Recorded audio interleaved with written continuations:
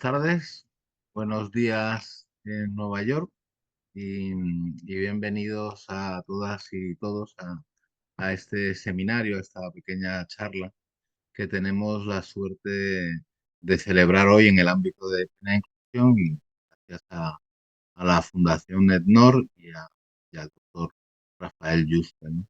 Como bien sabéis, en nuestro ámbito estratégico que llamamos Ganamos en Comunidad, hay una cuestión que nos parece fundamental y que hablamos como reto de ser capaces de observar cuáles son esos avances en el ámbito de la ciencia, también de lo social, vinculados a la conceptualización de la discapacidad. ¿No? Hablamos de esas nuevas conceptualizaciones que están impactando en pensar qué es la discapacidad, qué impacto tiene en nuestras vidas, cómo afrontamos esta nueva realidad. Hoy es un día en el que el rey de España sanciona un cambio en la Constitución española. Hoy es cuando, después de un proceso parlamentario, el rey ha firmado una modificación en la Constitución en la cual se elimina el concepto de persona disminuida, de disminuido, y se incorpora el término de persona con discapacidad. Es un avance muy importante en la dignidad de las personas con discapacidad y sus familias y en la conceptualización social, el modelo social de la discapacidad. Pero sabemos que estamos en un entorno tremendamente cambiante, que se está acelerando en sus transformaciones tecnológicas, de conocimiento, y también estamos en una reflexión de nuestro modelo y de nuestro proyecto ético. Fundación EDNOR nos está acompañando para hacer una reflexión sobre cuál es nuestro código ético, cuáles son esos retos éticos en los que estamos incorporados. Y en una charla que tuvimos, y ahora voy a presentar a Marta Rodríguez Coronel, hablábamos entre los dos de cuáles eran esos aspectos que veíamos que están incorporándose, son emergentes y que van a tener que ver mucho con nuestra vida y también cómo nosotros nos enfrentamos a esos cambios y éticamente les damos significado. Y entonces dijimos que había varias cosas que nos inquietaban, ¿no? Y también nos atraen. Una era pues todo el tema de la modificación genética, ¿no?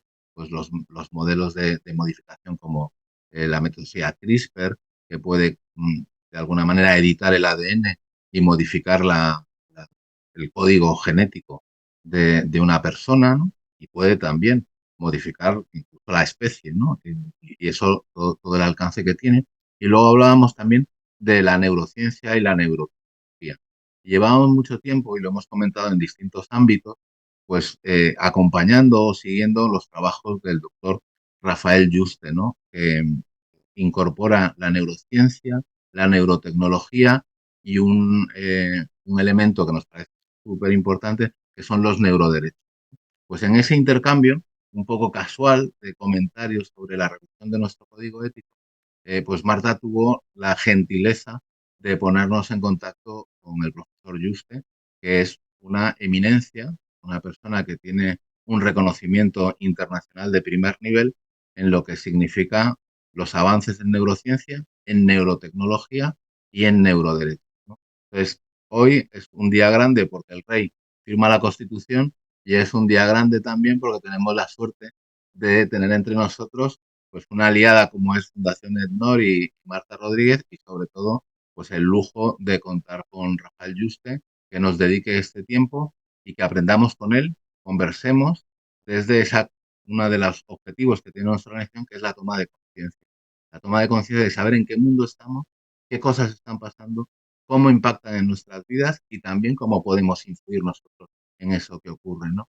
Pues agradeciendo muchísimo a Marta que nos haya hecho este contacto y sobre todo a Rafael Yuste que nos dedique este tiempo, pues le cedería la palabra a Marta que pueda presentarnos al profesor Yuste y a todos vosotros y vosotras disfrutar de este momento, pues realmente que yo creo que para nosotros como plena inclusión, pues gracias. Marta, si quieres. Hola, buenas tardes a todos y a todas. Buenos días, Rafa. Es un placer para mí servir de punto de contacto. La verdad no es la primera vez que hago de punto de contacto, en este caso también cuando Ana Noguera del Consejo de Cultura de Valencia me pidió también contactar con Rafa Juste, pues hice el contacto y se llegó a hacer incluso la declaración de por los neuroderechos aquí en Valencia. Y para mí es un placer poner en contacto a la gente. Yo creo que parte de la misión de la Fundación Ednor es esa, ¿no? Que somos un espacio para que se encuentren diferentes actores y podamos entre todos, ¿no? Generar esas alianzas que necesitamos para transformar nuestra sociedad. Em, sí, pues como ha dicho Enrique, en efecto, desde la Fundación Ednor estamos coordinando lo que es la actualización del Código Ético de Plena Inclusión a nivel nacional y estamos haciendo entrevistas, dinámicas de grupo, haremos también un cuestionario para, bueno, saber cuál es el sentir de las personas acerca de esos valores que deberían representar a Plena Inclusión como una gran entidad que es. Em, pues no me voy a retrasar mucho más, voy a pasar a la presentación de Rafa. Rafael Yuste nació y se formó en Madrid. Yo debo decir que yo soy venezolana, pero yo llevo muchísimos años viviendo aquí en España y me siento súper orgullosa de haber tenido la oportunidad en otras ocasiones de presentar a Rafael Yuste. Yo me siento parte española ya también de tantos años que tengo aquí y es un súper orgullo y un honor poder presentarle a un madrileño de este nivel y de esta categoría. Pues allí en Madrid estudió medicina en la Universidad Autónoma y en la Fundación Jiménez Díaz. Trabajó también en el grupo del Premio Nobel Sidney Brenner en Cambridge, en Reino Unido, y realizó sus estudios de doctorado en el laboratorio del Premio Nobel. Es un perdón, un sueco, probablemente no lo voy a poder pronunciar correctamente, Thorsten Wiesel o algo similar en la Universidad Rockefeller de Nueva York. Fue también investigador postdoctoral con David Tang y Winfried Deck en los laboratorios Bell. En el 96 se incorpora en el Departamento de Ciencias Biológicas de la Universidad de Columbia, donde ejerce actualmente como catedrático de biología. En el 2005 fue nombrado investigador del Howard Hughes Medical Institute y codirector del Instituto Kavli de Circuitos Cerebrales en Columbia. Y en el 2014 como director del Centro de Neurotecnología en la Universidad de Columbia. Nuestro ponente está interesado en entender la estructura y la función de la corteza cerebral y la fisiopatología de la epilepsia y enfermedades mentales. Fue el principal propulsor de la iniciativa BRAIN, el proyecto BRAIN, adoptado por el presidente Obama en el 2013. Nuestro ponente también lidera la internacionalización de este gran proyecto, conjuntándola con otros proyectos similares de aquí de la Unión Europea, de China, Japón, Australia, Corea del Sur, Canadá e Israel y muchos otros lugares, para formar lo que sería la International Brain Initiative, que sería como la conjunción de todos estos proyectos en función del proyecto BRAIN, que era, digamos, es el original. Por último, nuestro ponente también lideró el grupo Morningside, que propuso los nuevos derechos humanos, que son los neuroderechos.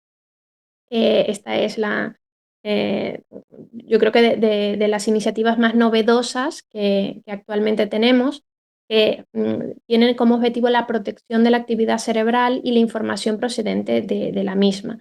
Esta propuesta ha dado lugar a una enmienda constitucional en Chile, muy importante, la primera del mundo, e iniciativas en Brasil, en Colorado, en Naciones Unidas y en otras organizaciones internacionales.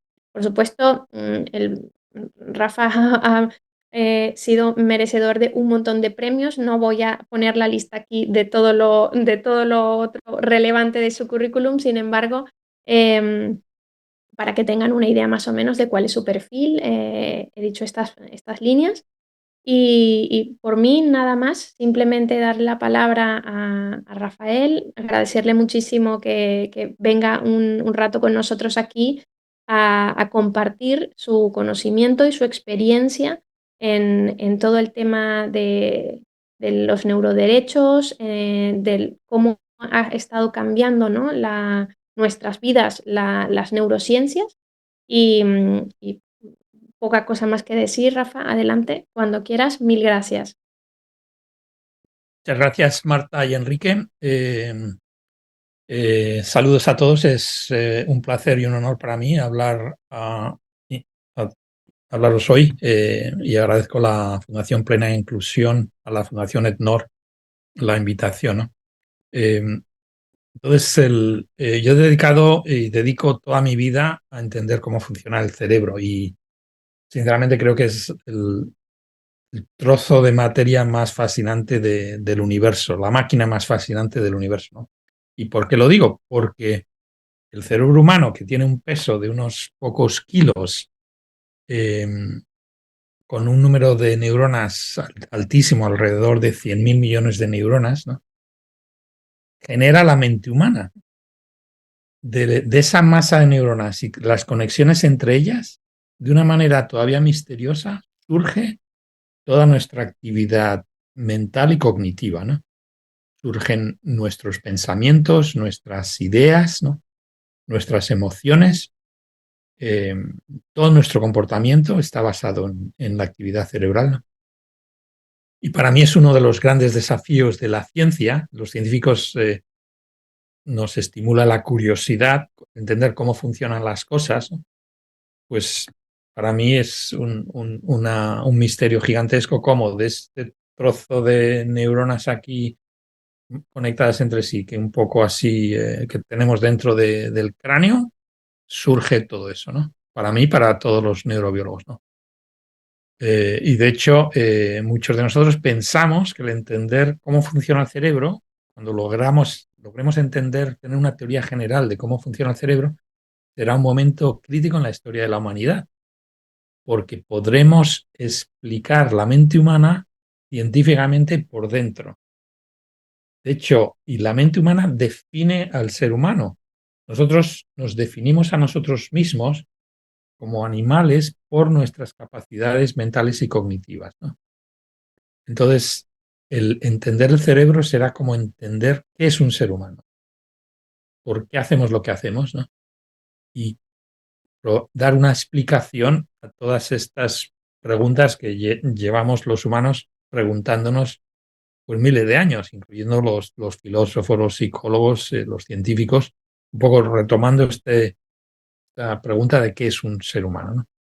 Entonces, esa es una razón por la cual gente como nosotros nos dedicamos a investigar el cerebro, ¿no?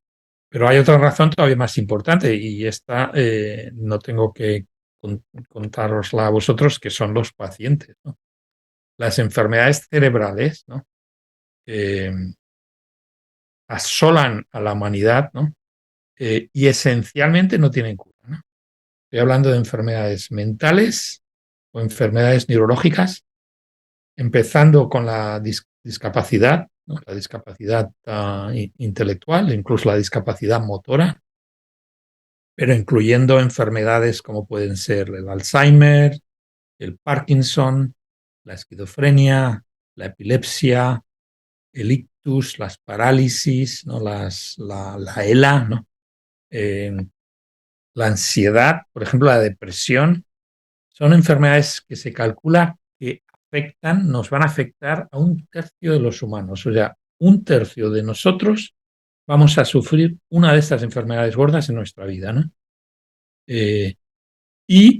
Como digo, a pesar de los esfuerzos heroicos de los neurólogos y los psiquiatras, esencialmente no tienen cura, como lo sabéis muy bien, con dolor propio de las personas a quien queréis, en familiares o amigos, ¿no?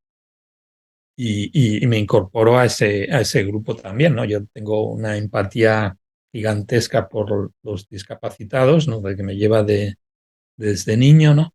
Y también he sufrido problemas cerebrales en familiares, como tengo a mi madre ahora con Alzheimer, y también en carne propia. Soy también es paciente de dolor crónico, que es una de las enfermedades más terribles que te pueden ocurrir, ¿no? Entonces, los médicos no podemos solucionar este problema. Y la razón es que la medicina es la ciencia aplicada al cuerpo humano, ¿no? Y para entender y poder solucionar un problema, los médicos tenemos que entender lo que llamamos la fisiopatología, que es cómo el funcionamiento normal de un órgano, como que lo llamamos la fisiología, por ejemplo, cómo funciona el corazón, pues esa es la fisiología del corazón, ¿no? Pero tenemos que entender cómo se altera la enfermedad. Por ejemplo, cuál es la patología del funcionamiento, por ejemplo, en una enfermedad cardíaca, ¿no? Cuál es la fisiopatología del infarto, de un infarto de corazón, por ejemplo, ¿no? Entonces, si no entendemos la fisiopatología, no podemos curar la enfermedad. En general, o sea, hay excepciones, pero en general no tocamos bola, ¿no? Pero evidentemente, para entender la fisiopatología, primero tienes que entender la fisiología. O sea, es como no puedes arreglar una máquina si no sabes cómo funciona.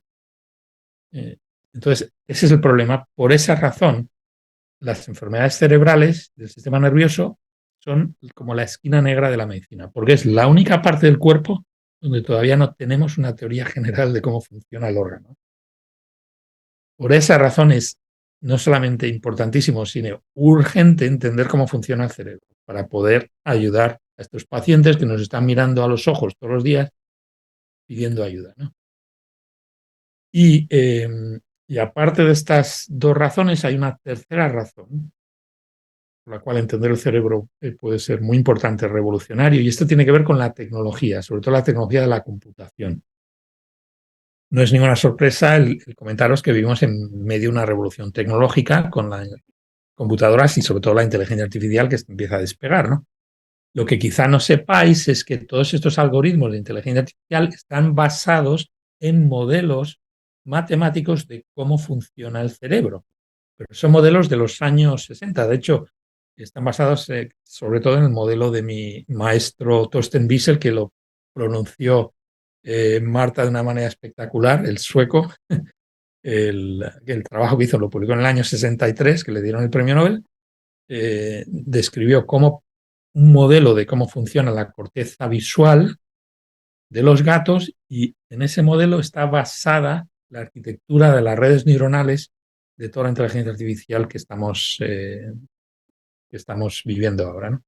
Entonces, hacer la regla de tres. Si esto se ha hecho con lo que sabían los neurobiólogos en los años 60, imaginaros dónde pueda llegar la tecnología moderna si entendiéramos de verdad cómo funciona el cerebro. O sea, los secretos que tiene el cerebro deben ser increíbles, pueden completamente revolucionar la tecnología. Un aperitivo. Os he dicho que el cerebro tiene 100.000 millones de neuronas. Bueno, cada neurona está conectada, se estima, con alrededor de otras 100.000 neuronas. Y hace los cálculos, tenemos dentro de la cabeza más conexiones que 3 veces todo el Internet de la Tierra. O sea, cada uno de nosotros tenemos 3 Internets dentro de la cabeza. Y esto lo manejamos, lo alimentamos con un bocadillo y un poco de agua. Imaginaros lo que supondría para la industria tecnológica el entender cómo diantres la naturaleza ha logrado mantener encendido 3 Internet con un bocadillo, ¿no? O sea, sería como una revolución absolutamente increíble, ¿no? Entonces, esto es otra razón por la cual entender el cerebro es de los desafíos más importantes de la ciencia moderna, de la ciencia de la medicina moderna. Y gente como nosotros dedicamos toda nuestra vida a entender el cerebro. Y si venís a mi laboratorio, veréis que aquí estamos trabajando todos los días de la semana. Llegas aquí el sábado a la mañana o el domingo y hay gente trabajando aquí en este laboratorio, en el mío y en muchos otros compañeros, ¿no? Porque estamos apasionados por este problema y también con la sensación urgente de que queremos ayudar a los pacientes, ¿no? Es una cuestión que llevamos, una pasión que llevamos dentro. Bueno, entonces os cuento por qué no entendemos cómo funciona el cerebro, cuál es el problema. Y ahí viene lo de la neurotecnología. El cerebro tiene muchísimas neuronas y las estamos investigando desde hace 100 años de una en una, con electrodos que registran la actividad de una neurona en un animal cuando el animal está haciendo una cosa, y la comparan estos registros de la actividad de esta neurona con, por ejemplo, el registro de otra neurona en otro animal que está haciendo quizá lo mismo o quizá haciendo otra cosa distinta. O de un paciente que sufre una patología concreta, ¿no? Pero llevamos en eso los neurobiólogos 100 años y todavía no tenemos una teoría general, ¿no? Pero no es sorprendente porque si pensáis que el cerebro tiene 100.000 millones de neuronas, pues el entender el cerebro estudiando las neuronas, el cerebro de una en una, la neurona de una en una, es un poco como intentar ver la imagen en una pantalla de televisión y solo miráis un píxel, ¿no? O sea, por mucho que miréis un píxel, nunca vais a ver lo que está ocurriendo en la pantalla, porque para ver una imagen necesitáis detectar a la vez muchos píxeles y descubrir las correlaciones que tienen en color, por ejemplo, o en el espacio o en el tiempo. Entonces, así podéis analizar y por fin encontrar el mensaje que está escrito en una pantalla de televisión. Entonces, la idea es que los neurobiólogos hemos estado haciendo el experimento incorrecto, a pesar de todos mis respetos por mis maestros y las generaciones pasadas. Entender el cerebro de neurona a neurona nunca nos va, es fútil, ¿no? Entonces, ahí propusimos al presidente Obama en el año 11 la idea de desarrollar un proyecto científico a larga escala, a gran escala, igual que el proyecto del genoma humano, para construir métodos, desarrollar métodos para medir la actividad del cerebro a la vez, todas las neuronas juntas, ¿no? Y esto es lo que llamamos el mapa de actividad cerebral, que rebautizó el presidente Obama como el proyecto BRAIN, el proyecto Cerebro de Estados Unidos.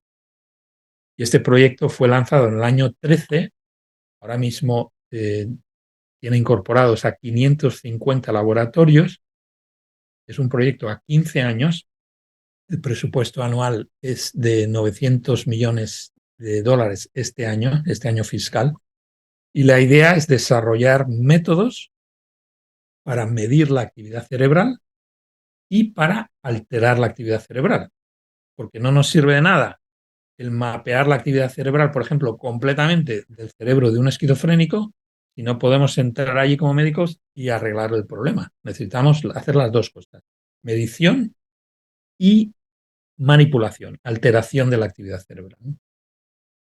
El proyecto BRAIN va viento en popa. Se están generando todos los días nuevos métodos de neurotecnología, que la defino como métodos para mapear o alterar la actividad del cerebro. Los métodos estos son ópticos, son eléctricos, basados en nanociencia, acústicos, magnéticos, de todo tipo, ¿no? Pero si son dispositivos que pueden estar dentro del cerebro, como un chip cerebral, que requieren neurocirugía, o los puedes tener encima como estas gafas, como si fuese un casco, una diadema, una banda o incluso auriculares. Pero al final del día, la neurotecnología, que suena como una palabra muy complicada, son métodos para medir la actividad del cerebro o para cambiarla, ¿no? Entonces, el proyecto de cerebro de Estados Unidos fue aprobado por el Parlamento aquí de una manera unánime. Se pusieron de acuerdo los republicanos y los demócratas, las pocas veces que ocurren, hasta tal punto les encantó que dieron más dinero que el que se había pedido. Imagínate cuándo en la vida te dan más dinero de lo que has pedido. Nunca. Pues aquí ocurrió. El primer año del proyecto BRAIN le pidieron al Parlamento 100 millones y dieron 150 para entrar, ¿no? Y han subido la aportación, como digo, a casi este año 900 millones. Y ha cambiado el presidente de Estados Unidos desde el año 13, con Trump siguió la cosa igual y con Biden siguió todo igual, porque en Estados Unidos el dinero lo controla el Congreso, no el presidente. Y el Congreso está detrás de este proyecto a tutiplén y está fructificando. Este proyecto de cerebro, que fue vendido al Parlamento en Estados Unidos por Obama con los 3 criterios que os he comentado: razones científicas, razones clínicas y razones económicas, con las mismas fue copiado por otros países que hicieron sus propios proyectos de cerebro. China, Japón, Corea del Sur, Australia, Canadá, Israel y Europa, todo el mundo con su propio proyecto de cerebro. Por estas 3 razones, y una cuarta razón que nosotros no propusimos Obama, pero ha sido evidentemente también importante, que es por razón militares, por razones de seguridad nacional. El proyecto de cerebro de China, que parece que es 3 veces mayor del de Estados Unidos, está dirigido por el ejército chino y quiere evidentemente fundir neurotecnología inteligencia artificial con motivos bélicos o de seguridad nacional, ¿no? Pero bueno, como neurobiólogo estoy feliz y como médico de que todo el mundo está involucrado en desarrollar este tipo de tecnología porque yo sinceramente creo que es imprescindible para entender el cerebro, como digo, llegar a esta nueva etapa de la humanidad donde nos entendamos por fin a nosotros mismos y también para ayudar a los pacientes, ¿no? Que es una cosa urgente. Entonces, por ahora, todo feliz, ¿no? El problema que tiene la neurotecnología es que el cerebro no es un órgano más del cuerpo, como pueda ser el corazón o el bazo o el hígado, sino, como os he dicho antes, es el órgano que genera la mente humana.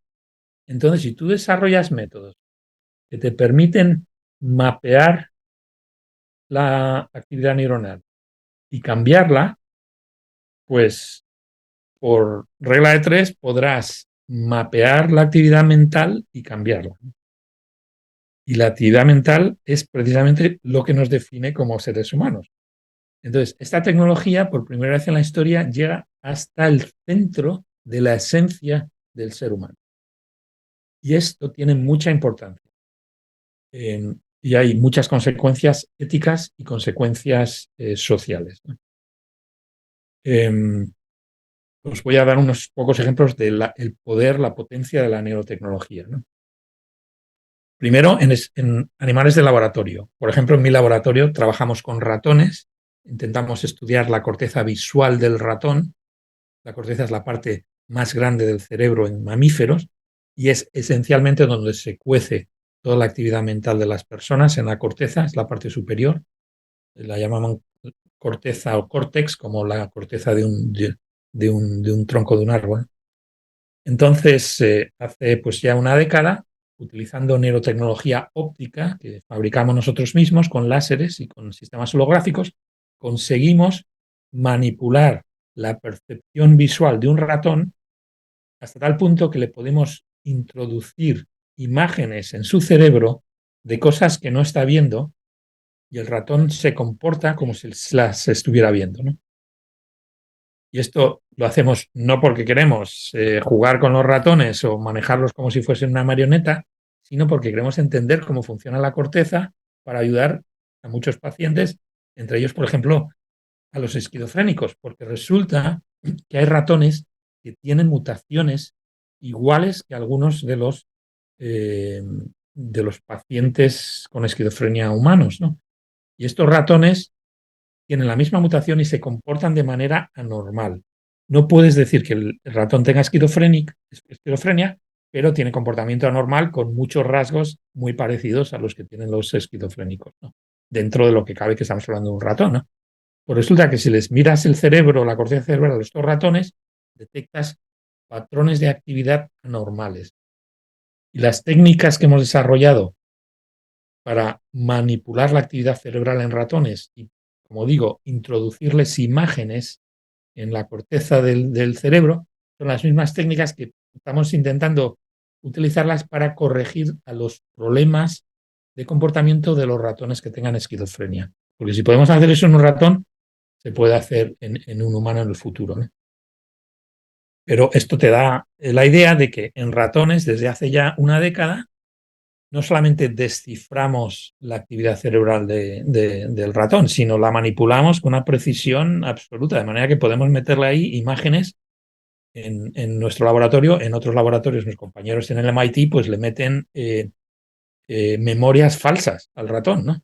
Le ponen una memoria insertada también con neurotecnología y el ratón se cree que eso ha ocurrido y se comporta como si hubiese ocurrido y es una memoria falsa. Esto en animales. ¿Qué se está haciendo en humanos? Os pongo un ejemplo.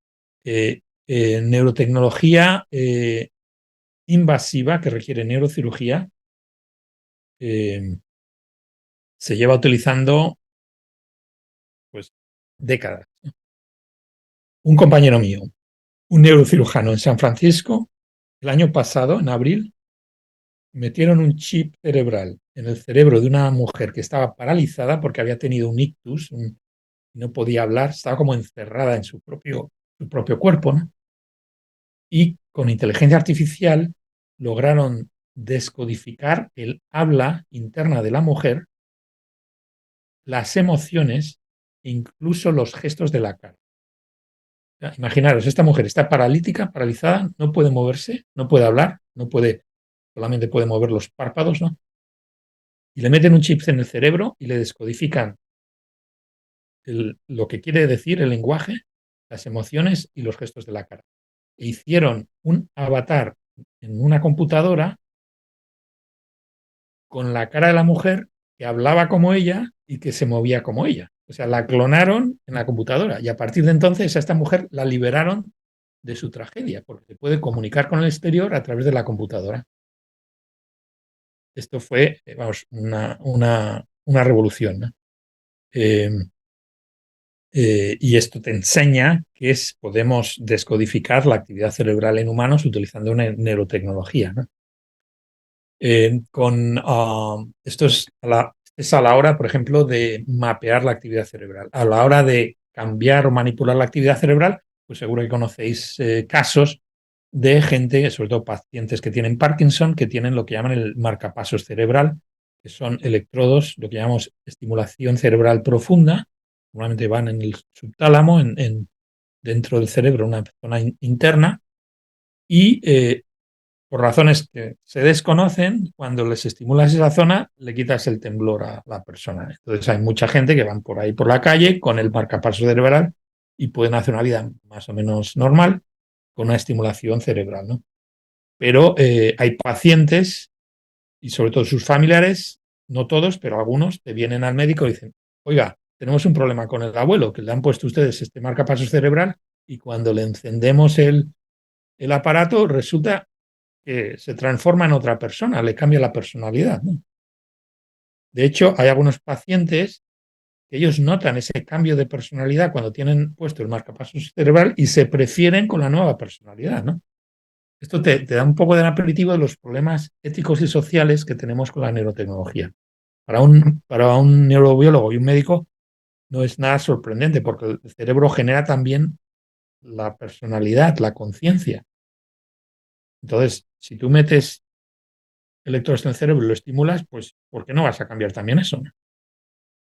Entonces, este tipo de utilización inicial de neurotecnología en humanos eh, nos motivó a un grupo de 25 personas de reunirnos aquí precisamente en el campus de Morningside de la Columbia, del barrio de Nueva York se llama Morningside, y en este campus, el grupo que nos llamamos el grupo de Morningside, éramos 25 personas.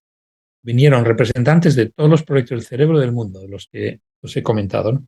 Representantes de la industria tecnológica de Silicon Valley, el vicepresidente de Google de inteligencia artificial, gente de las compañías que fabrican estos dispositivos, neurocirujanos, neurólogos, expertos en bioética, abogados, eh, científicos como nosotros, ¿no? Entonces, este grupo de 25 personas estudiamos en el año 17 los problemas éticos y sociales de la neurotecnología y llegamos a la conclusión que es un problema de derechos humanos. De hecho, el argumento nuestro es que si esto no es un problema de derechos humanos, ¿cuál es un problema de derechos humanos? Porque tenemos una tecnología que te puede alterar y manipular la esencia del ser humano, que es nuestro cerebro. O sea, con lo cual, esto encaja, desde nuestro punto de vista, con los derechos humanos. Y propusimos los neuroderechos como nuevos derechos humanos que protejan la actividad cerebral y la información procedente de ella, ¿no? Propusimos 5 neuroderechos. El derecho a la privacidad mental, para que el contenido de la mente no pueda ser descifrado sin tu consentimiento. El segundo es el derecho a la identidad personal, para tu yo, tu conciencia, tu personalidad no pueda ser alterada desde fuera con neurotecnología, un poco para evitar que con neurotecnología pues empiece, sobre todo en situaciones que no sean médicas, que sean comerciales, que empiecen a cambiar la personalidad de las personas. Nosotros pensamos que el derecho a tu propia identidad mental tiene que ser el primer derecho humano, porque si no tienes eso, ¿para qué sirven el resto de los derechos humanos? El tercer neuroderecho es el derecho a nuestra libre albedrío, a nuestra libertad. para que las decisiones que tomamos estén basadas en el funcionamiento de nuestro cerebro, no en la manipulación externa con neurotecnología del cerebro, como por ejemplo para evitar situaciones como lo que os cuento con los ratones, donde les manejamos como marionetas, metiéndoles un patrón de actividad cerebral u otro, ¿no? El cuarto neuroderecho tiene que ver con el escenario que creemos que va a ser inevitable de la utilización de neurotecnologías para aumentación cognitiva y mental de los seres humanos. Y esto es un tema que os toca de frente. Yo veo venir en el futuro, no sé cuándo, pueden ser 10 años, 15, no lo sé, pero será inevitable que los seres humanos utilizaremos la neurotecnología para aumentarnos cognitivamente. Igual que llevamos toda nuestra historia, 100.000 años, aumentando lo que hacemos físicamente. De hecho, os estoy hablando con ropa, con gafas, con zapatos, que como una manera que inventaron nuestras generaciones anteriores para aumentar nuestras capacidades de ver, para protegernos del frío o de los suelos dañinos, ¿no? Entonces, la humanidad lleva aumentándose a sí mismos. Nosotros mismos, de hecho, nos definimos un poco porque creamos herramientas para aumentarnos a nosotros. Y esto no va a parar ahora. Entonces, ahora mismo las herramientas que tenemos en la mano con la neurotecnología nos permiten entrar en el cerebro, conectar el cerebro con una computadora, con una máquina, esto es lo que se llama interfaz cerebro-computadora, y llevará a la aumentación de actividades como puede ser nuestra memoria, nuestra capacidad de decisión, procesamiento de información. Todas estas cosas que hacemos ahora con el cerebro, pues en el futuro van a ser cada vez más ayudadas, apoyadas desde el exterior con tecnología externa. Imaginaros, empezamos a ver el atisbar esto, por ejemplo, en estas gafas Google o de Apple, que ya empiezan a vender, ¿no? Que te permite conectarte a la red de una manera visual. Pues imaginaros que como esa conexión sea cerebral, que no necesite ni siquiera los ojos. Entonces, ahí nosotros creemos que esto va a ser inevitable. Y creemos que cuando esto ocurra, tiene que ser regido por el principio universal de justicia. El cuarto neuroderecho es el acceso equitativo a la aumentación cognitiva, aumentación sensorial, aumentación mental, ¿no? Y que sea regido de la misma manera que se rige en medicina, por ejemplo, el acceso a trasplantes de órganos. Si tienes 5 riñones y hay 10 pacientes que lo necesitan, pues los que lo reciben no son los que sean más guapos, los que tengan más dinero o los que tengan más enchufes. No. Los que, según un panel médico riguroso, basado en el principio de justicia, los que lo necesiten más, ¿no? Entonces, pensamos que esa sería una manera de afrontar este desafío que nos pone en la mesa la neurotecnología, que es el cambio de la especie humana, en una especie humana híbrida, donde, como os cuento, parte del procesamiento mental ocurrirá fuera, ¿no? Y el último neuroderecho tiene que ver con la protección en contra de los sesgos introducidos por la neurotecnología directamente en el cerebro. ¿Y por qué estamos preocupados? Todo el mundo está preocupado por los sesgos y la discriminación, pero este es un problema muchísimo peor, porque cuando tú, por ejemplo, lees un periódico o una página de internet y está sesgada, tú siempre sabes que es información que viene de fuera.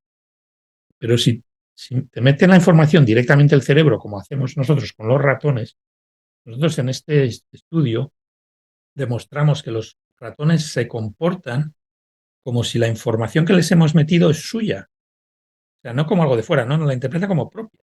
Entonces, si hay un sesgo o discriminación en la información introducida en el cerebro con neurotecnología, esa información va a ser interpretada como propia por la persona, como parte de lo que la persona es. Entonces, es una situación muchísimo más peligrosa con respecto a la protección de sesgos. Entonces, estos son los 5 neuroderechos. Los propusimos aquí en el año 17. Escribimos un artículo en la revista internacional Nature, que es la revista más importante de ciencia en el mundo, para alertar a nuestros compañeros en la ciencia y a la sociedad en general. Y en ese momento decidí empezar a a involucrarme a fondo en esto de los neuroderechos y desde entonces, pues quizá 2/3 de mi tiempo lo dedico a la investigación de cómo funciona el cerebro, que es lo mío, pero 1/3 de mi tiempo a neuroderechos. Entonces hemos creado una fundación, que le llamamos la Fundación Neuroderechos, en inglés, Neurorights, y hacemos 3 cosas. Hacemos investigación sobre neuroderechos, concienciación y divulgación. Y os cuento algunas de las cosas que hemos hecho en los últimos años. En investigación sobre neuroderechos, por ejemplo, hemos estudiado los tratados internacionales de derechos humanos, que hay 8, incluida la Declaración Universal de Derechos Humanos, manejados todos por la ONU, para ver si estos tratados cubren los problemas que hemos identificado con los neuroderechos. Y este estudio demostró que no lo cubren. Hay algunos de los neuroderechos que pueden ser más o menos encajados en algún tratado internacional, pero en general no lo cubren y ni siquiera tienen el lenguaje para describir estos problemas, porque o sea, es lógico, la Declaración Universal fue desde el año 48 y los tratados pues tienen muchas décadas y no estaba la gente en neurotecnología. Entonces, lo que estamos intentando hacer es precisamente poner al día algunos de esos tratados internacionales, trabajando con Naciones Unidas para remozar algunas partes de estos tratados, introduciendo opiniones especiales que cubran algunos de los aspectos problemáticos que hemos identificado con los neuroderechos. Y en este sentido hemos trabajado mucho con el Comité de Derechos Humanos de Ginebra de la ONU, que maneja quizá el tratado más importante del mundo de derechos humanos, se llama el Convenio Internacional de Derechos Civiles y Políticos, que lo han firmado 124 países, no, 164 países creo, y que protege los derechos fundamentales de los ciudadanos. Y ahí queremos introducir una enmienda para que se proteja también la privacidad mental. Este es el tratado que protege la privacidad de pensamiento, pero queremos que esto se amplíe para cubrir la privacidad mental, ¿no? Este es uno de los estudios que hemos hecho. Otro de los estudios que hemos hecho tiene que ver con las compañías de neurotecnología. Entonces, hasta ahora está hablando de neurotecnología en general, pero desde el punto de vista de neuroderechos hay 2 tipos de neurotecnología, la médica y la comercial. La neurotecnología médica es toda buena, porque necesitamos urgentemente que se desarrollen estos dispositivos, ¿no?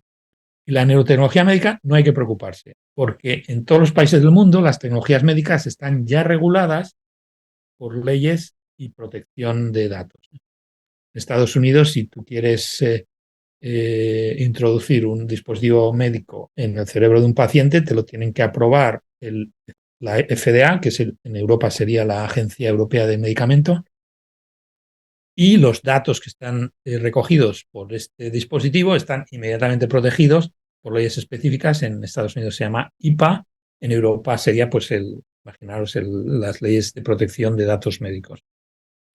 Con lo cual, neurotecnología médica, no hay problema ninguno. Habéis oído quizá hace una semana que Elon Musk está desarrollando chips para meterlos en el cerebro. Como para meterlos en el cerebro tiene que pasar sí o sí por un neurocirujano, tiene que pasar por la aprobación médica, con lo cual no me preocupa en absoluto. De hecho, cuanto más mejor, ¿no? El problema es que hay muchísimas compañías que están saliendo como setas para vender dispositivos de neurotecnología que no son médicos, que no requieren neurocirugía y que los puedes llevar, como he comentado antes, encima de la cabeza o incluso una pulsera alrededor de la muñeca que te registra la actividad de las neuronas que pasan por debajo de la piel, ¿no? Y estos dispositivos los puedes comprar en Amazon y no están regulados en ningún sitio del mundo. Están tratados legalmente como electrónica del consumidor. No requieren aprobación médica y los datos no están protegidos. De hecho, hemos estudiado los contratos con los clientes, nuestra fundación, de 30 empresas de neurotecnología no médicas, y estos contratos con los clientes son las páginas en letra pequeña que nadie lee, que tienes que pasar y decir estoy de acuerdo antes de encender el dispositivo o antes de bajar el software, ¿no? Pues nosotros hemos leído esa letra pequeña y las malas noticias es que de las 30 compañías, todas las compañías, cuando el cliente dice estoy de acuerdo, le otorga a la compañía la propiedad de todos sus datos cerebrales para siempre. Y en 29 de estas 30 compañías, el cliente autoriza a la compañía a vender estos datos a otras compañías, que evidentemente no están sujetas al contrato con el cliente de la primera compañía. Con lo cual, la situación es una situación de depredación. No pueden estar los datos cerebrales peor protegidos que actualmente. Con lo cual, esto de la privacidad mental no solamente es un neuroderecho, es una urgencia. Porque ahora mismo en España también se están vendiendo estos dispositivos que se utilizan pues, para juegos, para concentración, para meditar, para monitorizar por ejemplo, el sueño. Y estas compañías están sifonando los datos cerebrales y los almacenan y pueden hacer lo que quieran con ellos. Los pueden descodificar, los pueden vender, los pueden destruir. Es cosa suya. Entonces, nosotros creemos que esto es una situación que no se puede permitir. Y por eso hemos hecho hincapié en la privacidad mental como una de nuestras batallas iniciales. Entonces, aparte de trabajar con Naciones Unidas, como digo, os he comentado que estamos intentando introducir una protección a la privacidad mental en un tratado internacional de derechos humanos que cubriría la mayor parte del mundo, el 95% de la población del mundo. Estamos trabajando con distintos países y con distintas organizaciones y distintos estados, ¿no? Y os cuento un poco lo que hemos hecho en Chile. Una cosa muy curiosa, en la República de Chile nos invitaron a dar una conferencia hace 8 años, el Senado de la República, hablé sobre este tema, les pareció importantísimo, decidieron involucrarse y colaborando con el Senado de la República les ayudamos a presentar una enmienda constitucional al artículo 19 de la Constitución chilena que fue aprobada por unanimidad por el Senado, la Cámara de Representantes y firmada por el presidente Piñera, que se acaba desgraciadamente de morir, ¿no? Hace más de 2 años, Chile incorporó en su constitución, que es vigente hoy, una enmienda al artículo 19 que protege la actividad cerebral y la información procedente de ella como un derecho básico de toda la ciudadanía de Chile, ¿no? Y esta enmienda constitucional ha dado lugar al primer caso jurídico sobre neurotecnología que ocurrió precisamente en agosto de este año en Chile, donde un ciudadano chileno demandó a una compañía de neurotecnología norteamericana por abuso de su privacidad mental. Este caso llegó al Tribunal Supremo de Chile y dictó de una manera unánime que el ciudadano tenía la razón. Forzó a la compañía americana a borrar todos los datos que tenía de este ciudadano y a ser sometida a la inspección de las autoridades sanitarias. Con lo cual, en Chile no solamente tienen la primera enmienda constitucional que protege la actividad cerebral de las personas, sino el primer caso jurídico de jurisprudencia en el mundo. Detrás de Chile han ido otros países del entorno, un poco fijándose lo que está haciendo Chile, como Brasil, Uruguay y México, donde se han introducido en estos 3 países enmiendas constitucionales o leyes de neuroprotección. Y en Estados Unidos, acabo con esto, estamos trabajando con el estado de Colorado, que precisamente la semana pasada aprobó en la Cámara de Representantes del estado de Colorado una ley de neurodatos que define a los datos cerebrales como datos personales sensibles y aplica la legislación existente en Colorado de protección de datos.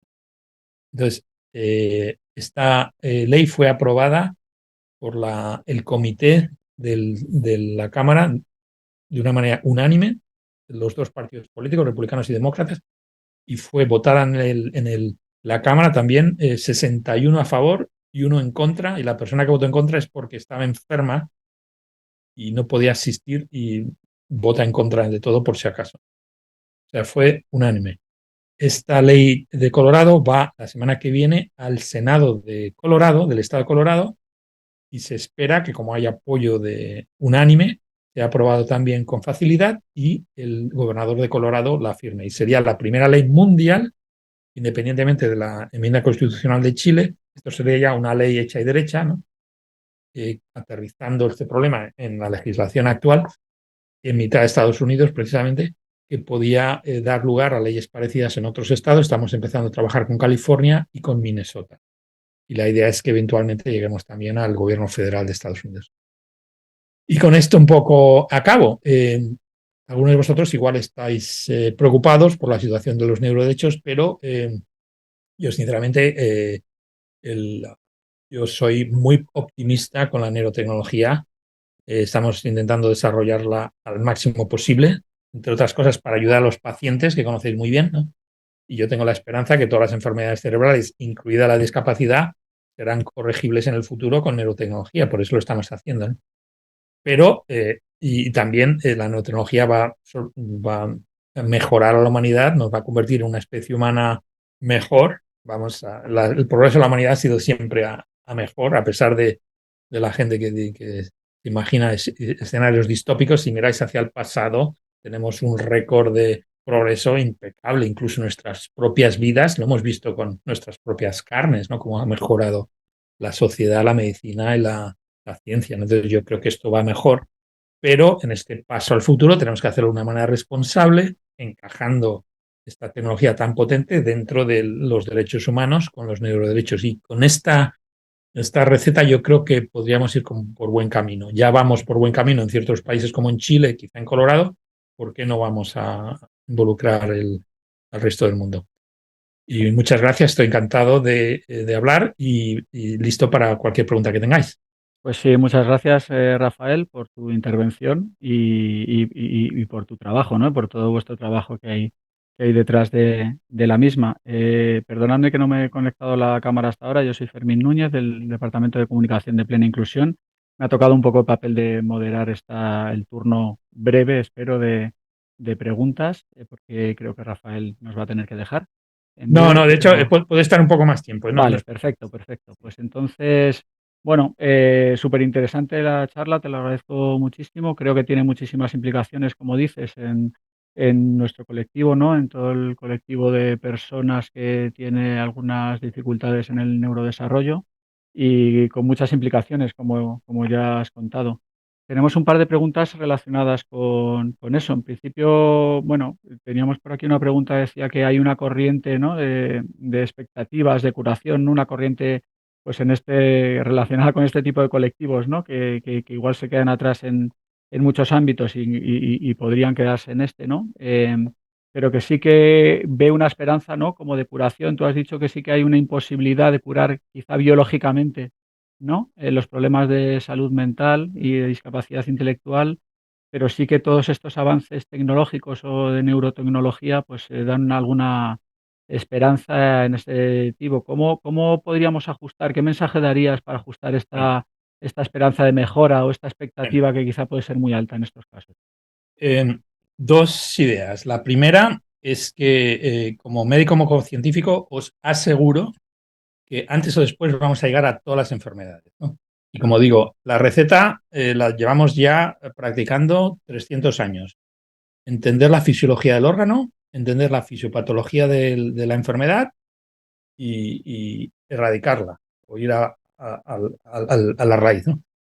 La discapacitación es otra enfermedad y con las mismas entenderemos cómo funciona el cerebro, cómo se desarrolla el cerebro, cuál es la razón de la discapacitación y evitarla o corregirla, si podemos reformatear, por ejemplo, los cerebros de los pacientes.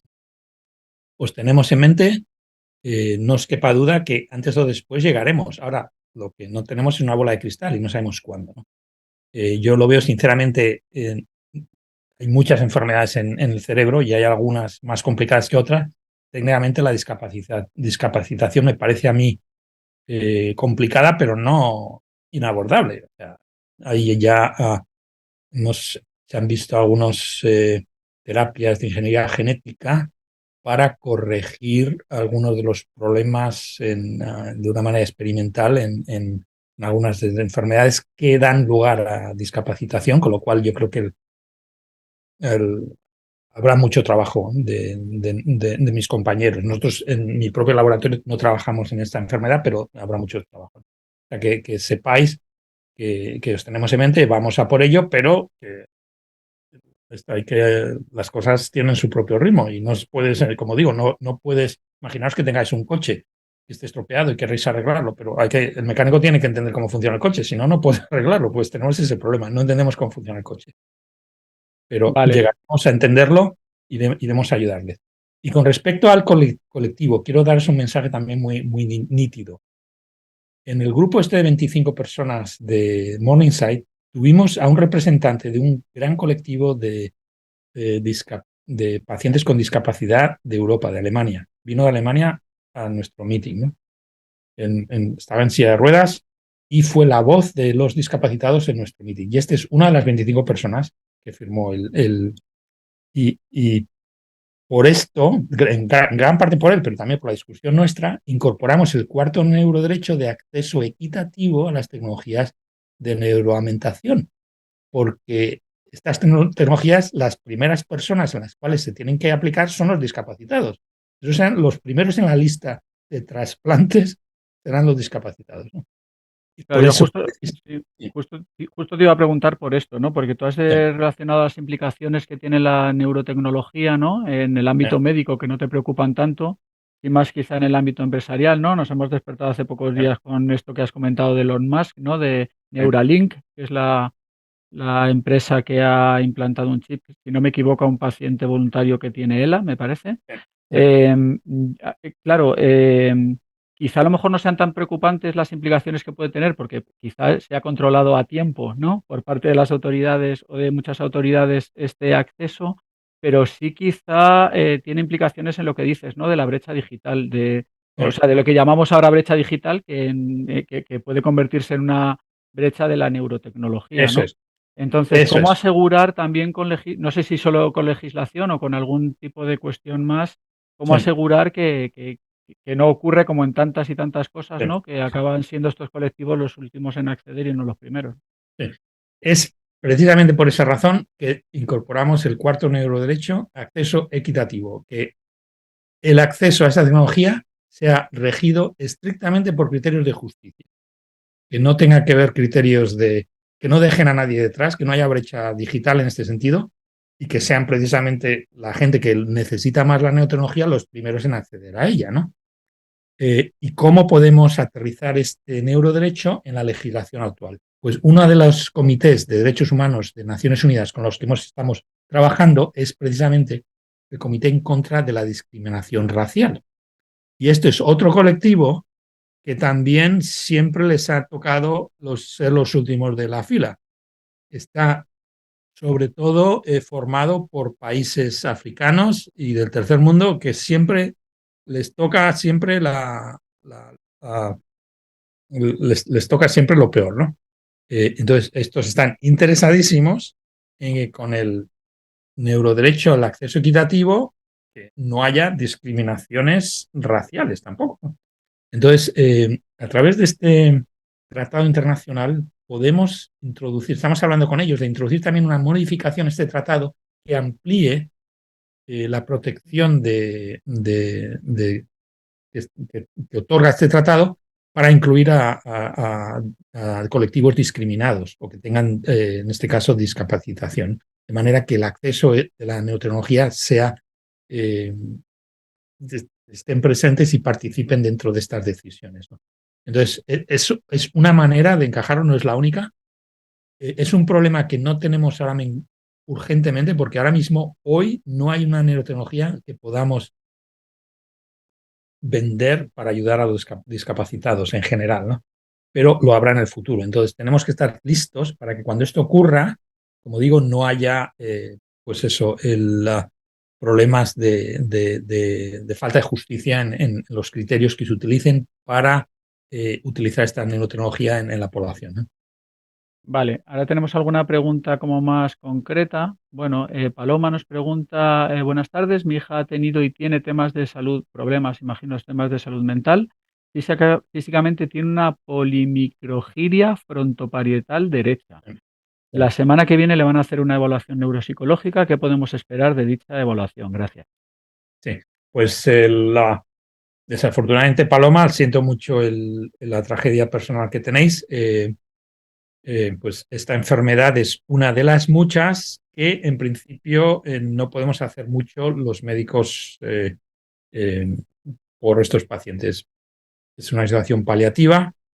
Por supuesto, hablo sin conocer el caso clínico, sin haber examinado a la paciente y tampoco soy un neurólogo ni un psiquiatra en activo, ¿no? Llevo sin tocar a un paciente 30 años, bueno, solamente en situaciones de urgencia, eso cuando necesitan un médico en el avión me toca, ¿no? Pero en general no veo a pacientes. Entonces yo te animaría, Paloma, a que confíes en la profesión médica, que todos estos médicos que te están ayudando han jurado al acabar la carrera con su propio honor el juramento hipocrático de ayudar a los pacientes para beneficiarlos con criterios de dignidad y con criterios de justicia. Entonces se desvivirán a hacer todo lo que puedan, pero que es uno de los muchos casos de discapacidad donde el mensaje del punto de vista curativo, pues no tenemos ahora mismo la manera de abordarlo, pero estamos trabajando, como digo, en poner las bases para que en el futuro se puedan abordar estos problemas, ¿no? Muy bien, pues le mandamos todo el ánimo a Paloma. También querían algunos asistentes, bueno, solicitarle más información. Uno en concreto dice: Eduardo, estimado doctor, le escribo desde Italia. Soy musicoterapeuta y trato muchas variantes de la discapacidad intelectual y neuronal, algunas con Parkinson. Lo que usted menciona como marcapasos, trato de estimularlo con el ritmo, con maravillosos resultados. ¿Podría sugerir dónde leer más al respecto? Sí, en este tema, yo no trabajo en Parkinson, pero por casualidad conozco un grupo en Nueva York que están teniendo resultados fantásticos estimulando a los pacientes de Parkinson con ritmo, y este grupo fue formado por bailarines del ballet de la ciudad de Nueva York. Y tienen, entonces, si buscas en Google New York City Ballet Parkinson, seguro que das en la diana y llevan a estos pacientes. Yo he visto vídeos, es increíble, ¿no? Son pacientes que tienen grandes dificultades motrices, ¿no? Les llevan a un estudio de ballet, les ponen música, les ponen a bailar, oye, es increíble. Y a veces, llevando cascos, oyendo la música, van andando por la calle sin ningún problema motor, ¿no? Entonces, hay algo ahí muy importante que es completamente de acuerdo con lo que dice el compañero desde Italia, ¿no? Y yo le animaría a que se pusiera en contacto con este grupo en Nueva York que trabajan en esto porque ahí seguro que hay mucha sinergia y le puede beneficiar. Muy bien. Otra pregunta, dice: ¿podría Rafael ayudarnos a encontrar información y artículos sobre todos estos trabajos de neurociencia y neurotecnología? Por ejemplo, este trabajo de la codificación mental de una paciente paralizada. Muchas gracias. Sí. Bueno, una fuente de información es nuestra propia fundación. Yo comenté que parte de nuestra misión es hacer divulgación de estos temas, y de hecho os cuento que acabamos de terminar una película, un documental sobre neurotecnología con el director alemán Herzog, Bernard Herzog, y la película se llama El Teatro del Pensamiento, The Theater of Thought. Y de hecho, todavía no se puede acceder a ella en las plataformas, pero hemos logrado que nos autoricen a hacer pases privados en organizaciones médicas, científicas o NGOs, ¿no? Entonces, si estáis interesados, escribirme a mí o escribir a la Fundación NeuroRights. Encontráis nuestra página de web neurorights.org con Google y pondremos en marcha el proceso para que podáis hacer un screening de esta película. La película está en inglés, pero parece que han hecho ya subtítulos en español. De hecho, la película se va a proyectar la semana que viene en el Parlamento Español porque van a discutir precisamente el tema de los derechos. Entonces hemos dado la película para que la puedan enseñar. Entonces, esa es una manera de aproximarse al tema. La otra manera es el paciente de la mujer paralizada de San Francisco. La podéis encontrar en los periódicos. En abril del año pasado fue la portada del New York Times, salió en todos los periódicos del mundo, ¿no? Si buscáis, el cirujano se llama Edward Chang C-H-A-N-G, Edward, ¿no? Y la universidad es la Universidad de California en San Francisco. Si buscáis Edward Chan, paciente, seguro que veis vídeos de todo, ¿no? También otra opción es que nos sigáis por Twitter, donde siempre colgamos. La fundación nuestra mandamos un boletín todos los meses con la última información de neurotecnología y de neuroderechos. Por cierto, estos boletines están accedibles, podéis acceder a ellos, son accesibles en la página de web nuestra, con lo cual, para ponernos al día, quizás sería la mejor recomendación. Ir a nuestra página web, bajáis los boletines del último año mensuales y con eso os ponéis al día de lo que ha ocurrido, incluyendo lo de San Francisco.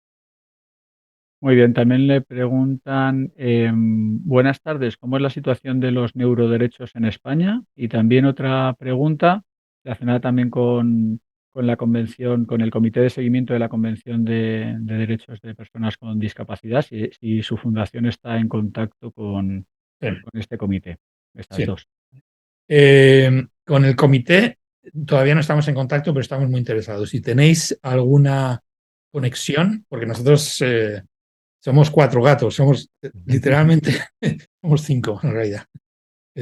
La Fundación Neuroderechos somos 5 personas, de las cuales trabajamos sin cobrar 4, ¿no? Y a tiempo parcial, porque tenemos otros trabajos. Entonces, si tenéis, nos podéis facilitar algún contacto para Sí, llevar por este supuesto. comité, sería genial. Con respecto a la situación de neuroderechos en España, a eso voy precisamente a España la semana que viene al Parlamento, al Congreso, donde la oficina de ciencia, que se llama Oficina C, ha organizado un informe, han publicado un informe sobre neurotecnología y neuroderechos. Van a hacer la presentación la semana que viene, no, a la otra, perdona, en Madrid, en el Parlamento, y me han convocado para que hable allá con los diputados. Entonces, la idea es concienciarles para empezar a mover el tema en España y que España se incorpore, pues quizá como Chile, Colorado, a este tema, ¿no? Muy bien, otra pregunta que dice, buenas tardes, ¿hay algún dispositivo de BCI open source que le dé buenas vibraciones para investigar la intervención en algún aspecto del TEA, del trastorno del espectro de autismo, particularmente en grado 1 o síndrome de Asperger? No, sinceramente, o sea, yo prefiero ser, claro, como médico, como científico, no tenemos la obligación de hablar, claro, ¿no? Y no conozco ningún dispositivo. Estos son problemas complejos, ¿no?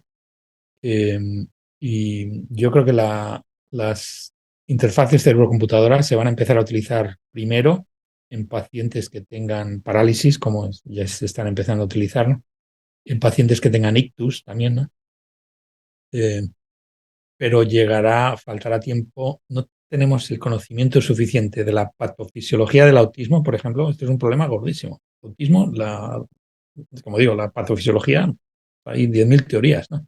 No sabemos por dónde van los tiros todavía, ¿no? Entonces, es difícil imaginarse cómo metiendo ahí un dispositivo vas a, en principio, a arreglar el paciente en vez de hacer estropicios, ¿no? Pero bueno, como digo, es cuestión de paciencia, confiar en la medicina, confiar en la ciencia, y apoyar a la medicina y a la ciencia en la manera que podáis, ¿no? Y antes o después alguno de nosotros llegará.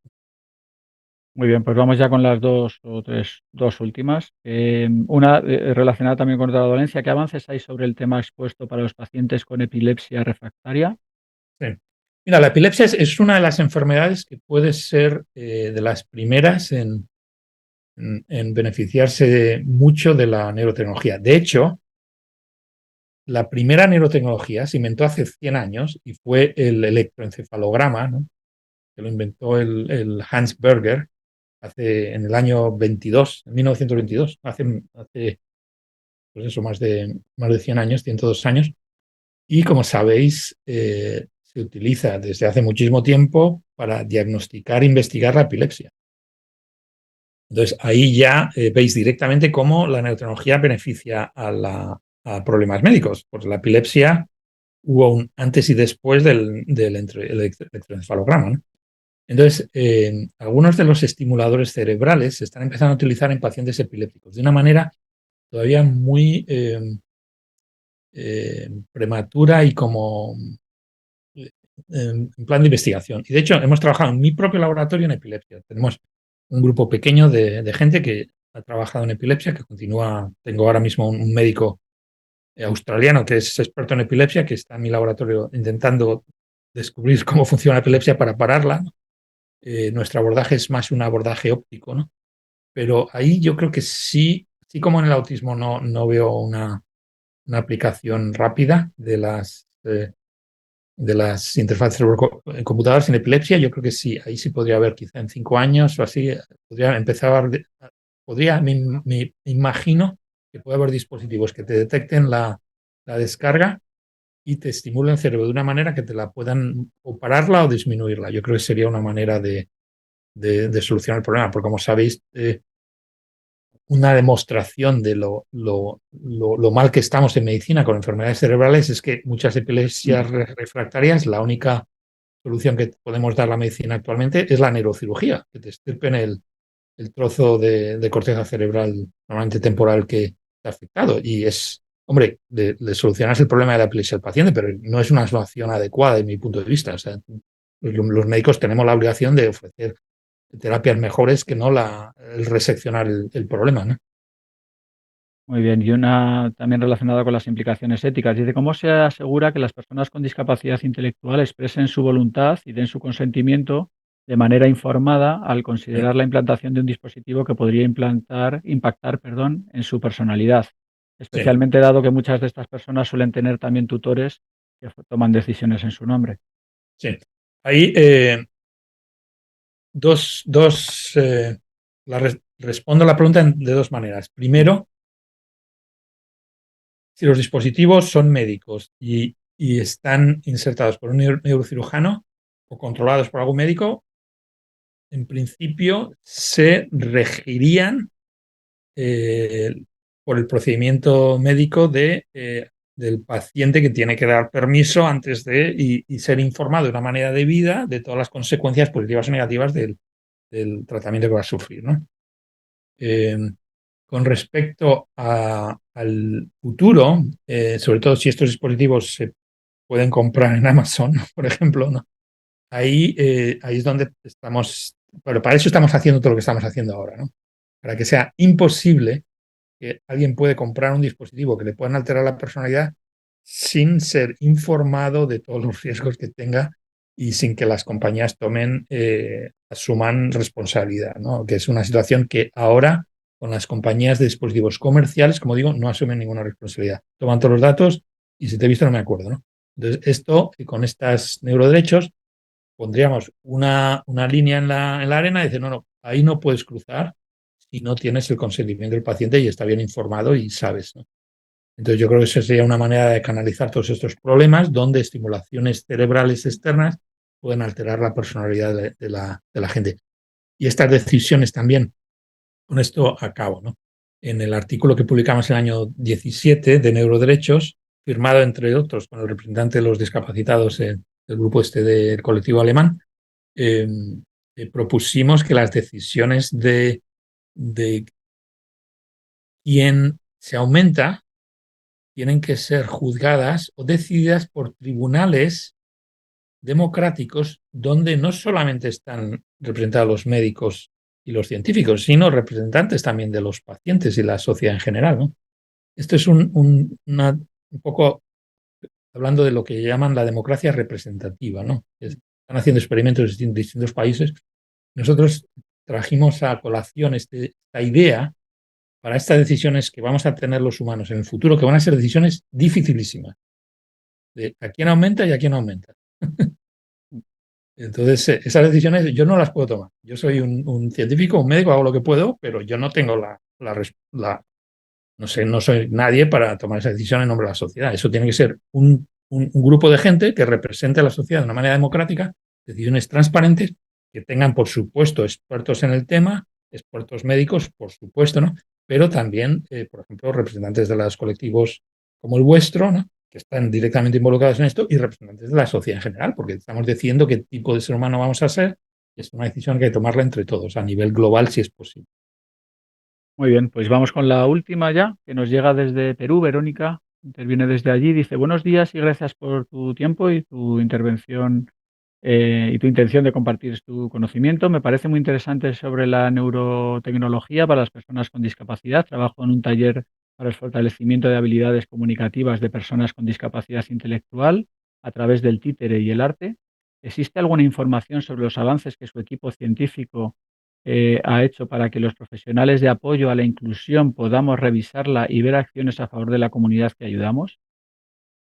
Es tal cual lo que dice. Sí, pues, pues quizá un poco responderte como a la pregunta anterior de poneros al día, mirar, por ejemplo, en la página nuestra de web de la Fundación Neuroderechos, la voy a poner en el chat.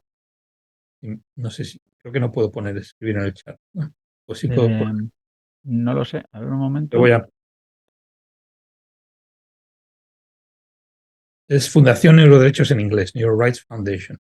Si la buscáis en el web, nos encontráis. Así, ahí está. Vale. Y ahí, si miráis en nuestros, está todo en inglés, ¿no? Pero miráis en nuestros boletines, podéis bajarlos y si no sabéis inglés, pues se pueden traducir también de una manera eficiente cada vez más con inteligencia artificial ahora, ¿no?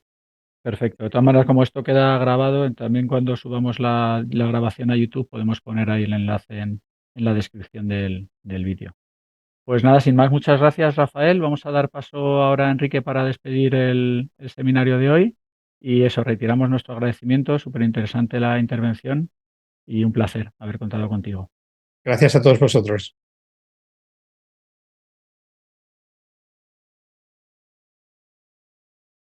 Pero Enrique, conéctate el micro, por favor. Estás... Y nada, decía nada, agradecer al doctor Juste la, la charla que nos ha ofrecido, que es tremendamente interesante. Y bueno, yo ya soy seguidor de la fundación, o sea que ya me he incorporado a vuestra fundación y también tomamos nota de los compromisos que vamos a tener para ponernos en contacto con el Comité de Seguimiento de la Convención de Naciones Unidas en cuanto a los derechos de las personas con discapacidad. Y este año Plena Inclusión cumple 60 años y tenemos un eslogan que eh, a- comentaban los pioneros. Hace 60 años, las familias de las personas con discapacidad tenían una frase que era, lo difícil está hecho, lo imposible se hará, ¿no? Pues parece que lo imposible, ¿no? Se va a hacer o se está haciendo ya y eso nos supone como colectivo estar abiertos a esos cambios desde un enfoque ético y humano, tanto sumarnos a vuestra lucha de incorporar los avances de la neurociencia y la neurotecnología a un enfoque de derechos humanos, y en ese sentido yo creo que ya Plena Inclusión ahora mismo se suma a colaborar en lo que pueda con vuestra tarea. Y por otro lado, es verdad que tenemos que estar atentos a esos avances que impactan directamente en la vida de las personas. Nosotros tenemos una responsabilidad muy grande con el amanecer de cada niño, ¿no? De cada familia, de cada adulto que tiene un proyecto de vida, que tiene unas expectativas de tener un proyecto de calidad de vida pues digno y en comunidad, y estamos convencidos de que una orientación como la que tú has dado, muy positiva, ¿no? Y muy esperanzadora de que va a haber herramientas para avanzar y para ampliarnos. Desde hay un filósofo que se llama Josep Esquirol que nos gusta mucho, ¿no? Que habla de, bueno, la transhumanidad, pero también hay otro enfoque que es la más humanidad. Y en esta más humanidad, bueno, pues con ampliaciones y con mejoras, pues nos encontraremos juntos y juntas. Así que agradecerte tu trabajo y también ponernos como colectivo a vuestra disposición para contribuir en lo que podamos sumar. ¿Eh? Muchísimas gracias. Gracias a vosotros y ya estamos en contacto a partir de hoy. Yo creo que tenemos muchas cosas que hacer juntos. Sí. Y Hay sí, un, hay un proyecto, por ejemplo, que nosotros trabajamos, que son los intérpretes vitales. El intérprete vital es una persona que está muy cercana a otra persona con discapacidad que tiene muchos problemas de comunicación y entonces como que interpreta cuáles son sus deseos, sus mejoras.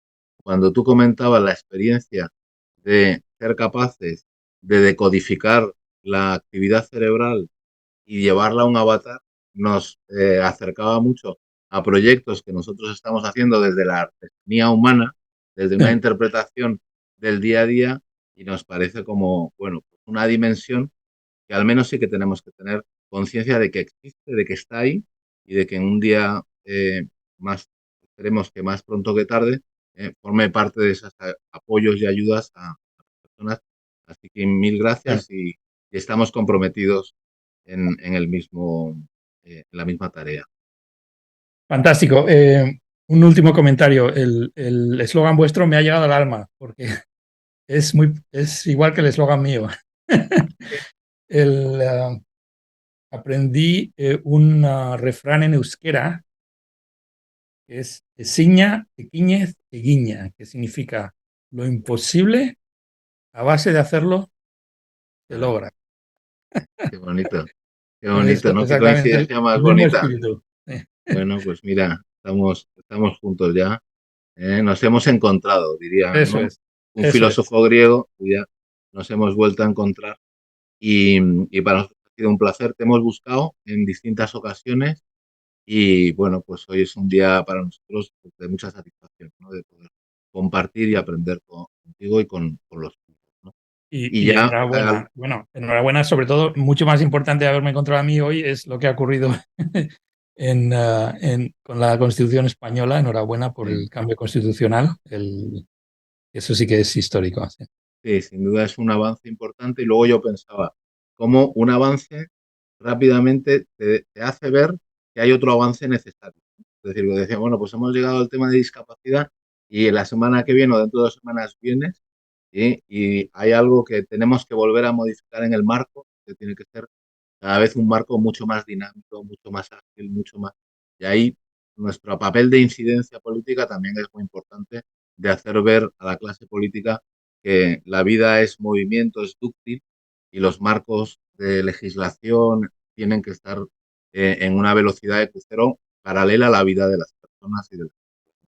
Pues dicho lo cual, y me alegro que coincidamos en nuestro eslogan o lema común, pues invitar al resto de las personas que habéis participado, agradeceros vuestra presencia, a los que estáis en la península, a los que estáis en otros países, en el Perú, en Argentina, en Chile.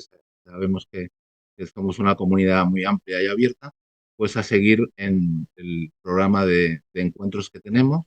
Dentro de nada vamos a seguir con otro que tiene que ver con una herramienta para reducir las restricciones.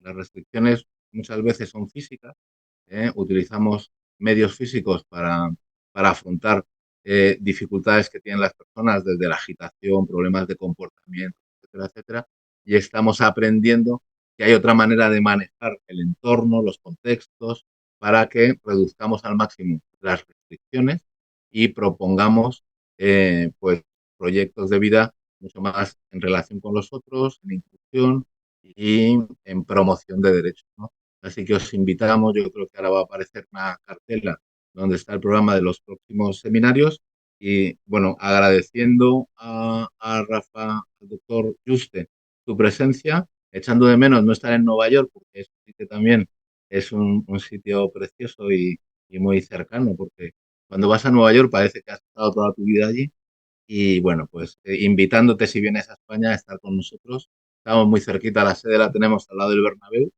pero no significa que seamos del Real Madrid, ¿eh? O sea que bueno, en ese sentido somos abiertos. Así que mil gracias a todos y os esperamos en la próxima. Hasta luego. Gracias.